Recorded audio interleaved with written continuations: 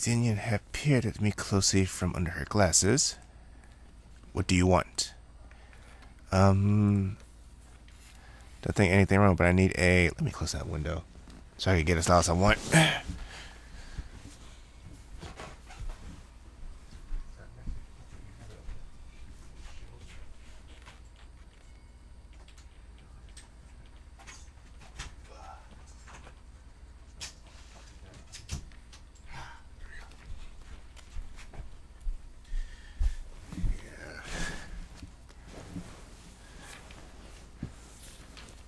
Sorry about that. Roommate has a nasty habit of leaving windows open all the damn time, so I can't really get, loud.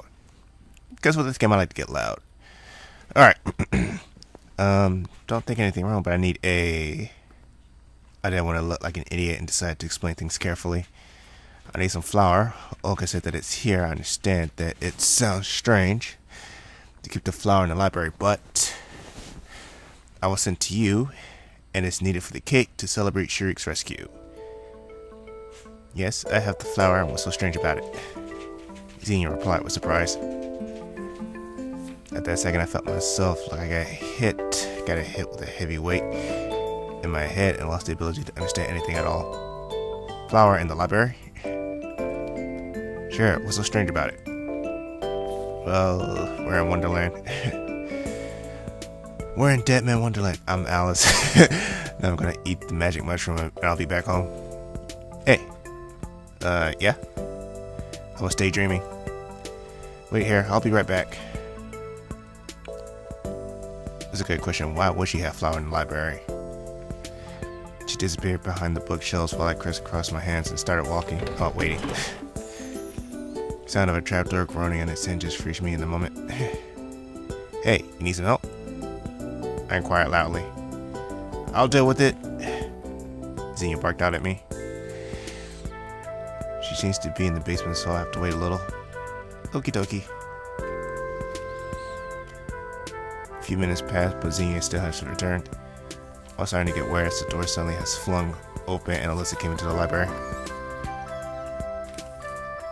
She looked surprised too, seeing me here.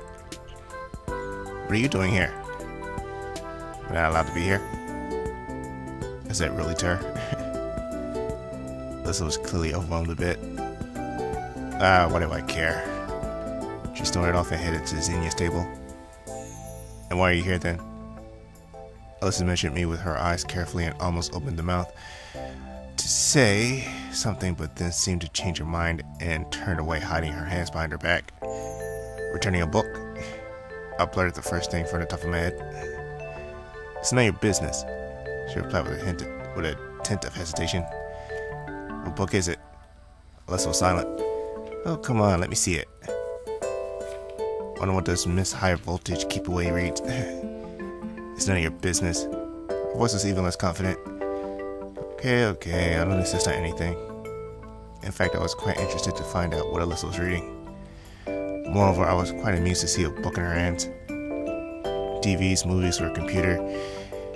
If it would be available here, all these things seemed to be much more appropriate entertainment for a girl like her. But she had a book instead.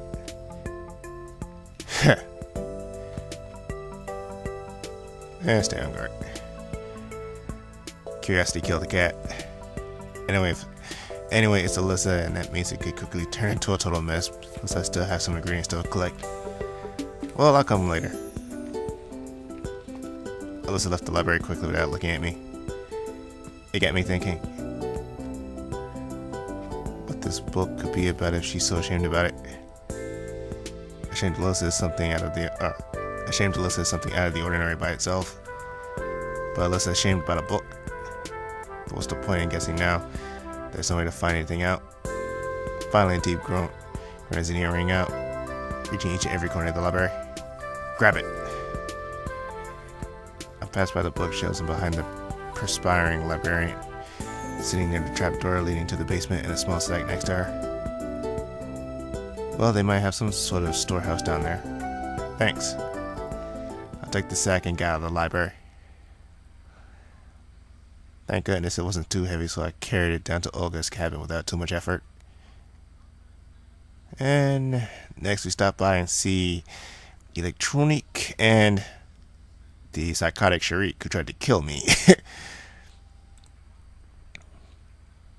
I felt like I've gone through more things today than all previous days combined.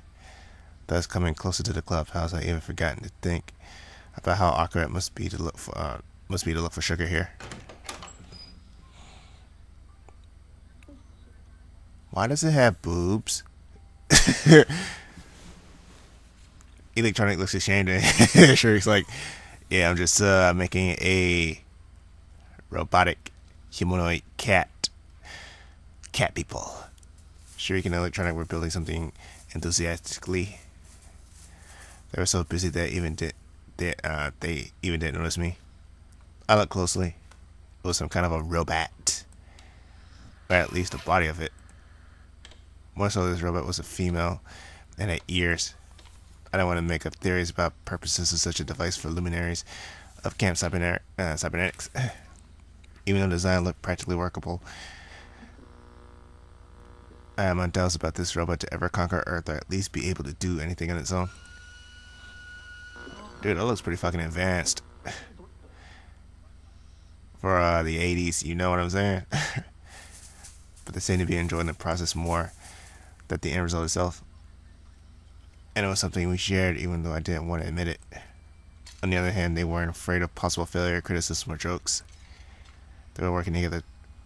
They were working towards their goal without paying attention to others who could call it unrealistic or even absurd. Oh, it looks like I'm truly comparing them to some luminaries of sciences. Hey guys, I greeted them uncertainly. With uncertainty. Oh, Simeon, come in. We're always glad to see you. Especially you motherfucker. You tried to kill me.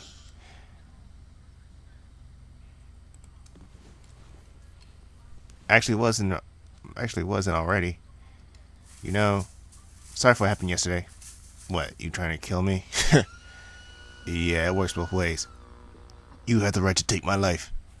But knowing in advance, I also have the right to take yours. I barely remember anything but, well, never mind, it's okay.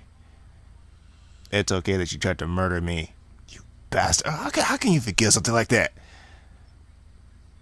And we'll let you to the humble abode of yours. Electronic looked at me slyly. Sometimes I felt like he makes such a face when he surely knows something about the other person. Something he can use in the right moment. Sugar. I need sugar.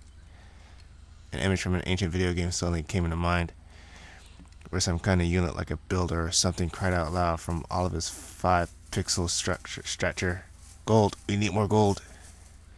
We got it, said Electronic calmly. Why would you want it? I felt that I shouldn't explain to Shriek that they wanted to bake a cake for him. I shouldn't spoil the surprise. I don't know. I'll go to when he gets some. Okay, hang on. Electronic disappeared behind the doors into the next room.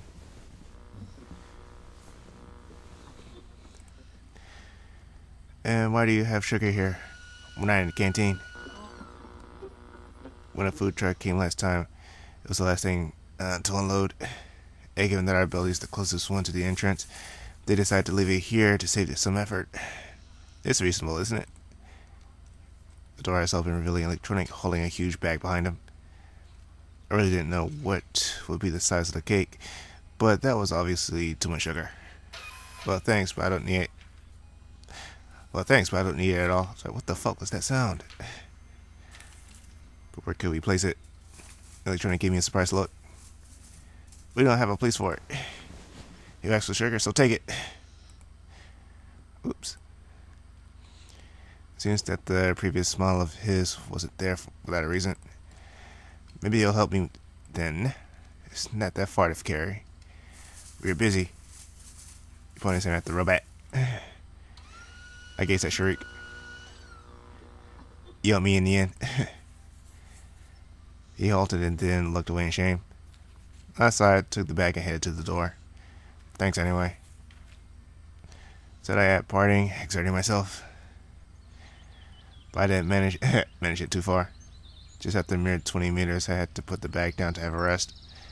I had no idea how much it weighed, but it felt like more than 20 kilos. On the one hand, it was just 200 meters to the canteen.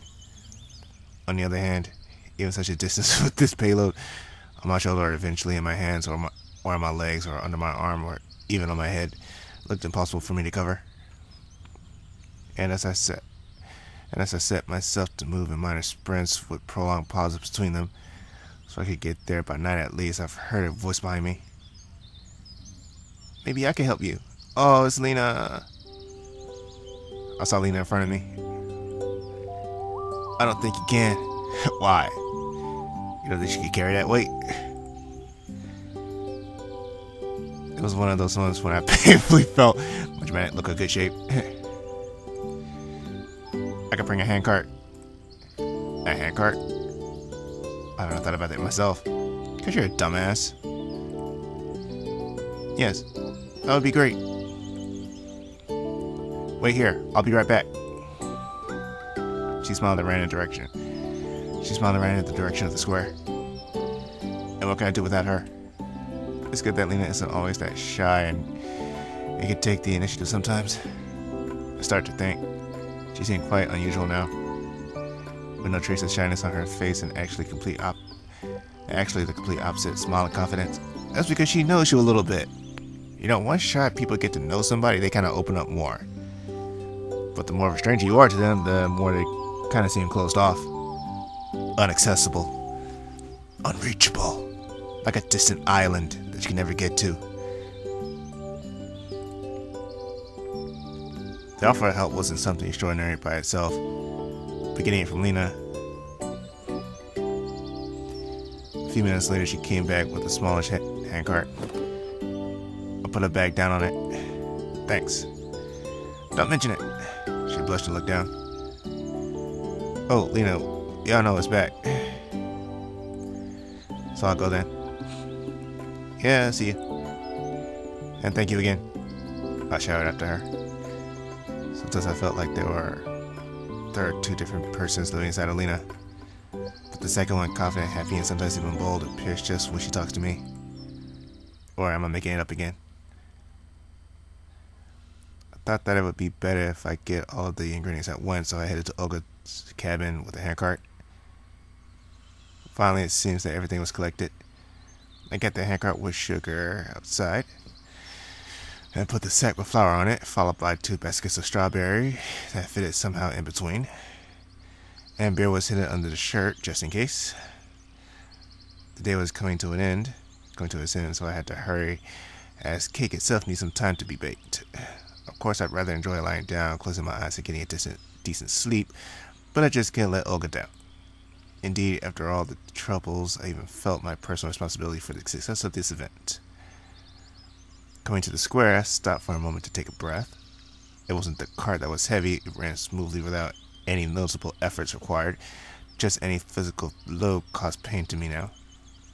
Both physical and moral ones. Oh God, come on, dude. I sat down on the bench and closed my eyes for a moment. What's that? I wasn't really giving a damn on who it is. Probably just a fellow pioneer girl who got interested in an unfamiliar companion in distress. What are you talking about? I asked her tightly. She didn't reply. That's the ingredients for a cake. Do you like cakes? I don't know. What? You never tried any cakes? I don't know.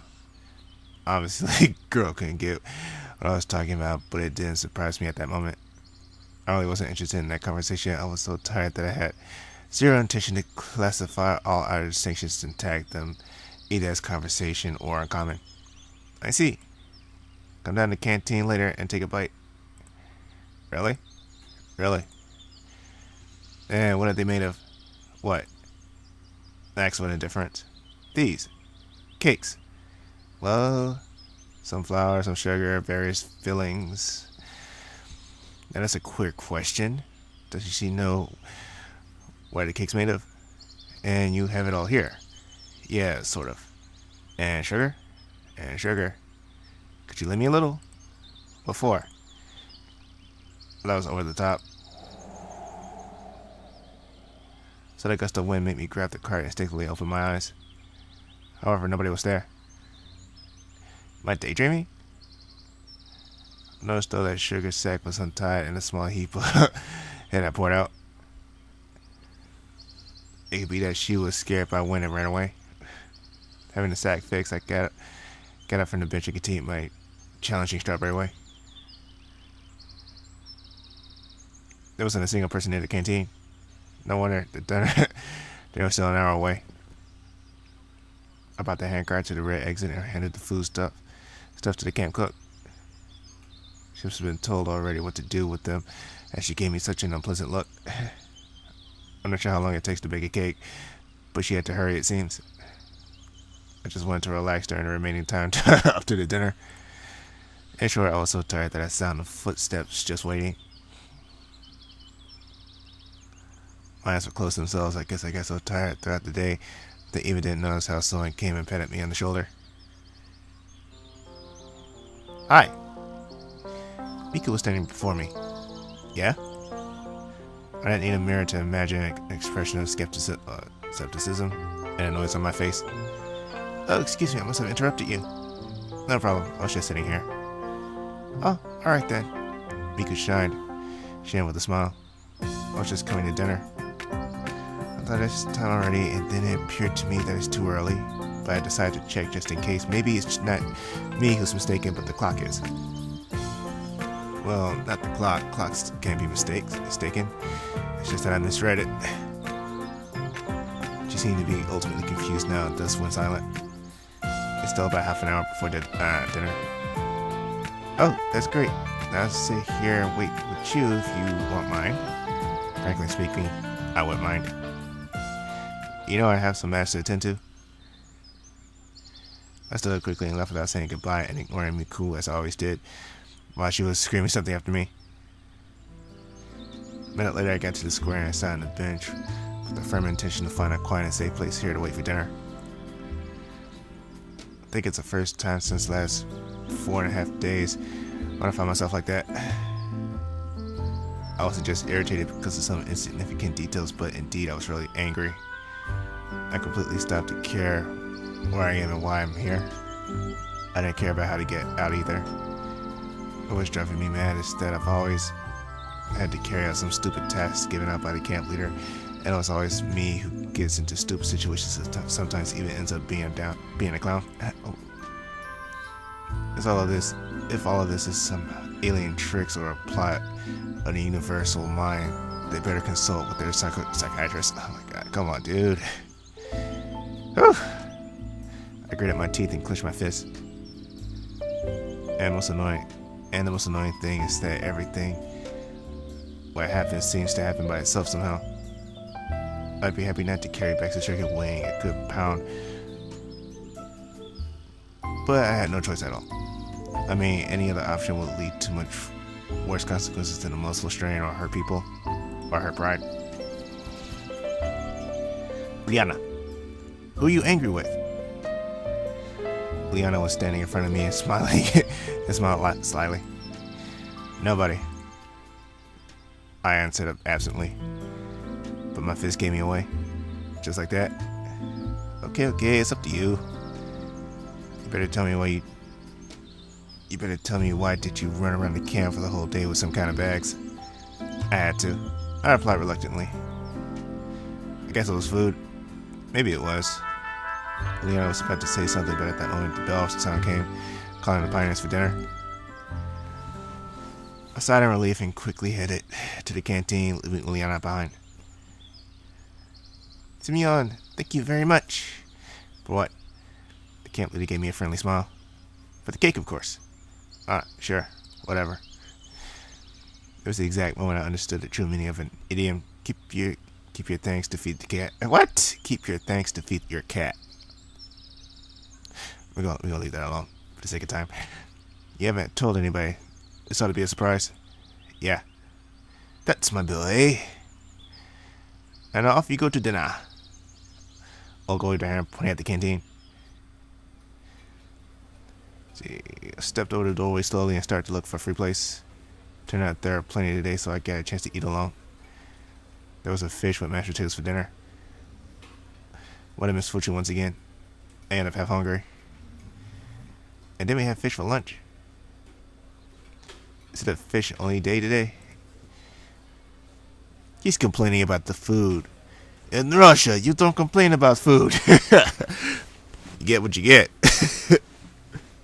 That's how communism works. Having pushed a plate with fried seeds roller away, I laid my head on my hands and closed my eyes. But soon somebody came to my table. Hey, are you alright? I'm fine, I replied without changing my position. Just tired. Yeah, a little. That's bad. Slavia said it seriously. Of course. You remember that we were going to... Wait, you remember that we were going to the hike after dinner, don't you? Have you prepared everything? What the fuck? So nobody told me a damn thing about a hike. I've been scrambling all day just getting ingredients for a damn cake. And she's like, oh, we're going for a hike after dinner. What the fuck? No, nobody told me a damn thing about a hike. Oh, shit. Lena's here, too. Oh, okay. What? Where? Opened my eyes and looked at my head instantly. Lena was standing by Slavia. The hike. She was surprised. Didn't you know? No, bitch. I was getting a fucking cake, mate. I was like getting preparations for a cake, man. Come on. No. I put my head down. I put my head down on the table and covered it with my hands. If only I could sink into the ground right away. The girls remained silent. I stayed alone with my thoughts for some time, and that was fine to me. Maybe I could sit that way until the end of the dinner. But a strong voice of Olga was heard from the opposite part of the canteen. Guys! To celebrate a miracle rescue of our friend and comrade Sharik, we baked this cake for you all. I lifted my head idly and looked towards camp leader. But I couldn't see anything behind Pioneer's backs. Just a second. And nothing about me.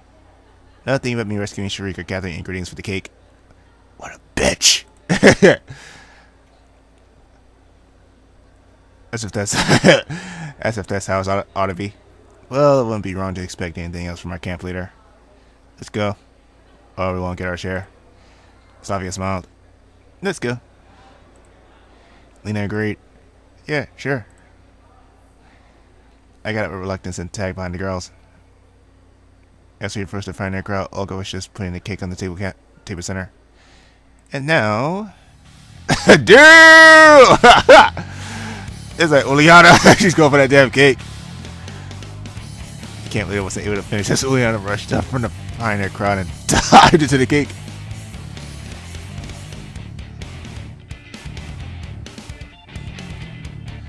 She managed to nibble it a few times before she was pulled away. She was kicking and screaming. I stared blankly from the outside. All this drama, smiling Alyssa, Lena that picked up some cream with her finger. All the furious pioneers around. I felt completely out of this place. Thought that if I closed my eyes and now open them again, here I am, back to the safety of my apartment in front of a computer.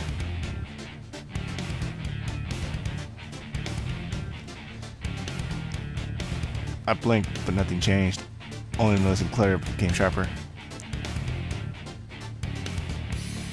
Well, yeah, that's the limit. Well, in fact, behaving like this is a bit over the top even for her. Sharik has broken into the conversation of the court-martial. Please, Olga, as the cake is celebrating me, it's no big deal. He hesitated. It doesn't matter. They can't really turn to Uliana. And you. Today I'm going to prosecute you to the fullest extent, so you'll behave next time. Ah, whatever. She's nowhere to turn back. You'll be going for a hike with us tonight. As if I wanted to. I was more than willing to switch places with Uliana and skip the hike instead of her, but who knew? If I have guessed beforehand, I'd be the first one to go berserk and smash down this damn cake. After a couple of minutes of confusion, Pioneer started to dismiss. You have to get ready too. There'll be a lineup at the square in half an hour. Oh my god, another fucking lineup. What the fuck? Just for a hike. Shit. I looked straight into the eyes of the camp leader trying to express my attitude in an honorable way, but it seemed that I failed. Don't be late. Liana was sitting at the table when I approached her on my own. I approached her on my way up to exit. So, why'd you do it? She looked very upset, but she had the right to be so. I wanted to. Shits and giggles. So, you're happy now? Of course I am. And you, have a good luck hiking. She smiled mischievously, springed up and rushed out of the canteen. Well, a little bit of luck won't hurt.